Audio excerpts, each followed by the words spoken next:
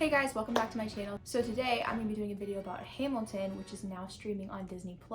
With Hamilton coming out on Disney+ and everyone actually being able to see it as opposed to just hearing it, I feel like a lot of the hype has come back to it, which is great. It's a great musical, totally worth the hype in my opinion. I've been a fan of Hamilton for about 3, maybe 4 years, so I've been listening to it for a really long time, and I'd be lying if I said that I hadn't been watching like bootleg versions of Hamilton. I also saw like the tour version when they came to Atlanta. So needless to say, I've been listening to Hamilton for quite some time. I feel like with the recorded version coming out on Disney+, it's opening a lot of people's eyes to a lot of the nitty-gritty details that were put into the play, whether it's the lighting or the choreography or the costuming. So I figured it'd be really fun to make a video kind of talking about things that you might have missed or things you just might not have noticed when you watch Hamilton. To be fair, if you're a really big fan of Hamilton or if you're just like a really big theater nerd in general, a lot of these points might be really obvious to you. Whether they're obvious or not, I thought it would just be fun to like make a video talking about all the details that Lin-Manuel Miranda puts into this musical. So some of these might seem really obvious to you, but maybe hopefully I'll give you like 1 or 2 facts that you didn't know. This book behind me is actually where I get a lot of the footnotes that are going to be in this video. So the idea of Hamilton actually started out as a mixtape, and then when Lin realized that he wanted to write a play about it, he started out the first song, Alexander Hamilton, as a monologue for Aaron Burr. And then once he realized that he wasn't writing a play, he was writing a musical, he then divided up the monologue among all the characters that experience Hamilton's life, and he says that he got that idea from the prologue of Sweeney Todd, which I thought was really interesting. Lin is so specific on detail, whether it's the words or like the actual musicality of a song. Everything that Lin-Manuel Miranda does is really intentional, which sounds like a lot of hard work to me. But anyways, I digress. He's so specific on detail, everything he does has a purpose. For example, in Alexander Hamilton, when the tempo speeds up, it's not just speeding up for fun, that's signifying Hamilton finding his way out and making it to the colonies and doubling down his education and making himself undeniable. At the end of Alexander Hamilton, we see all of our characters have their little lines where it's like, we fought with him, me, I died for him. But something really interesting about that is that they all have double meanings. For example, Lafayette and Mulligan are the ones saying we fought with him because they fought with him in the war. But Thomas Jefferson and James Madison are also played by the same actors. So when they say we fought with them, they're saying that as Lafayette and Mulligan for fighting with him in the war, but they're also saying it as James Madison and Thomas Jefferson, who fought with him as enemies in Act 2. Same thing goes for John Lawrence when he says, me, I died for him. He's saying that as John Lawrence, but he's also saying that as Philip, his son, who dies in Act 2. Spoilers. Well, it's not spoilers because it's history. Anyways, I just think that that's a really interesting detail, especially if you didn't know that these characters were played by the same actor before like physically seeing it. Another movie that Lin references a lot in this book is Harry Potter. Oddly enough, he says that he compares the meaning of Hamilton and Aaron Burr to the meaning of Harry Potter and Draco Malfoy because, you know, it's just Hamilton's luck that he's gonna meet his temperamental opposite before meeting his real friends. Also in Aaron Burr, Sir, we see Aaron Burr say, fools who run their mouths off wind up dead. And then we hear John Lawrence say something and then Aaron goes, like I said.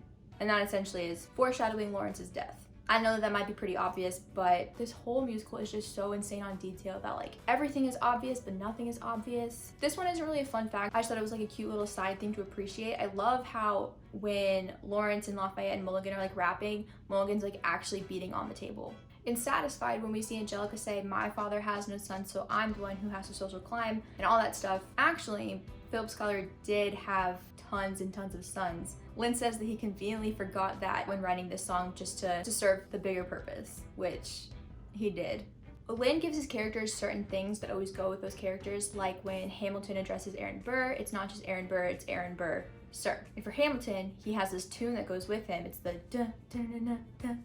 Every time a song starts with that, it's about Hamilton, up until we get to Guns and Ships. And we hear that tune, and then we hear Burr talking about an immigrant that we know and love. And we're meant to think, oh, this song's gonna be about Hamilton. And the whole point is to completely throw us off and for the whole song to be about Lafayette, which I love. And then in Guns and Ships, Lafayette going from like the French man who struggled to stay anarchy to being this absolute speed demon in Guns and Ships, that whole arc is meant to show how much he flourished once he was put into command by Washington. In Yorktown, when they say black and white soldiers wonder alike if this really means freedom, and then we hear Washington say not yet, that also has a double meaning. He says not yet because there's like all this paperwork and stuff that has to be done before they can actually fully be free, but also him saying not yet is a reference to the fact that Washington owned so many slaves and they weren't emancipated until he died. The first song we see in Act 2 is of Thomas Jefferson asking what did he miss. Thomas Jefferson was absent from most of the war, and that's why his sound is a little bit more jazzy than hip hop, because it's supposed to show that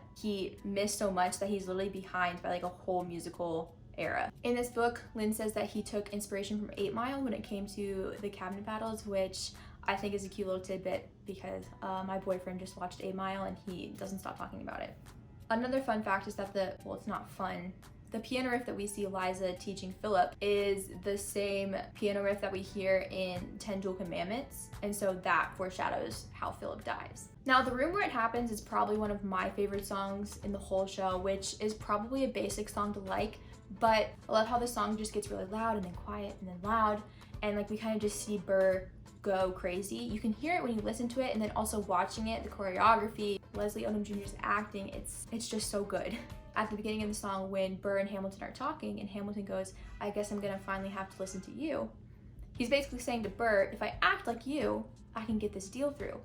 And that is like the final straw that kind of sends Burr into like this spiral downfall of being like, well, if you have to act like me to get this deal across, then why am I not in the room? Why am I not the one making the deal? And that's just kind of like the last straw for Burr. At this point, he's throwing caution to the wind. He will do whatever it takes to be in that room. He's done waiting for it, and he's fed up. He is absolutely fed up. By the climax of the song, we get to a point where Aaron Burr is standing on the table, and he's on this tablecloth, and then he jumps, the tablecloth is ripped out from underneath him. The lights change from red to blue, and that signifies Burr switching to become a Democratic Republican just to get into the room. Also, we see Burr's musical style change from less rap to more of like a jazzy sort of style, which matches Jefferson, because he's just doing whatever it takes at this point. When Eliza says at the very end, she is buried in Trinity Church near you, there's a footnote next to that line where Lin says that that line of the whole musical is the one that kills him and made him cry the most while writing. Angelica's near Hamilton, but not with him for eternity. And it's just really sad. But fun fact, I actually went to New York in 2016 with my mom. Sadly, we didn't go see Hamilton because I didn't know about Hamilton. I didn't know about Hamilton at the time, and it's my biggest regret to this day. Anyways, we went to Trinity Church and we actually visited Hamilton's grave, which was pretty cool. One of my favorite facts that I didn't even know about until I saw somebody else say it, like when I watched it for the first time, I didn't even pick up on this. At the very end, we see Eliza have this like really like earth-shattering gasp. It's a lot more impactful when you read more into it. It's not Hamilton walking Eliza to the front of the stage, it's actually Lin walking Eliza to the front of the stage to show her that he did in fact tell her story. And the gasp is her breaking the fourth wall, seeing the audience. I don't know, it's just a very chilling moment, and I love it. Another fun fact is that Eliza is the only character that doesn't rap in this whole musical because she outlives everybody and she doesn't have to rush to tell her story. There's 47 songs in Hamilton because Hamilton died when he was 47, similar to how Philip is only alive for 19 songs in the second act because he dies when he's 19.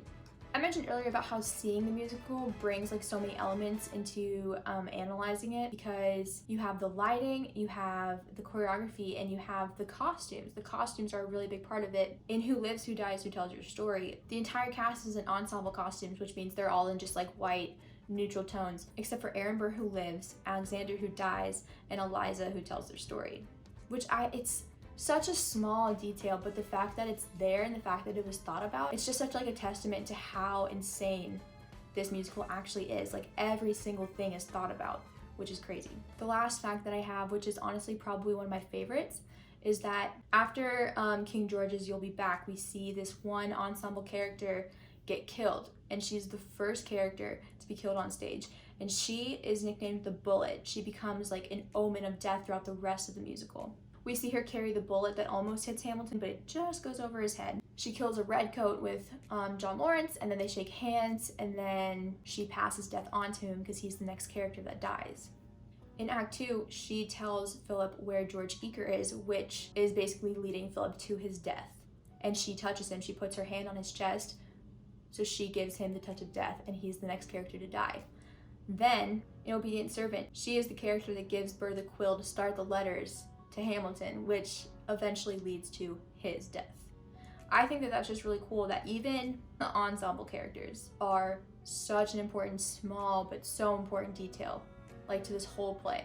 So those are some fun facts I picked up about Hamilton since it started streaming on Disney+. I figured I'd make this video just because I think it'd be fun for people to hear some of these interesting facts and like go back and watch it if you didn't pick up on them. And you'll be able to see the musical again in just another light because this musical has so many layers to it. It's insane. Thank you guys for watching. Comment below if there are any fun facts that I didn't end up listing. I'd love to learn more. Also, let me know what your favorite song from the musical is because there's really no wrong answer. Thanks for watching. I hope you learned some fun facts and I'll see you guys next time. And I am not throwing away my shot. I am not throwing away my shot. Hey, yo, I'm just like my country. I'm young, scrappy, and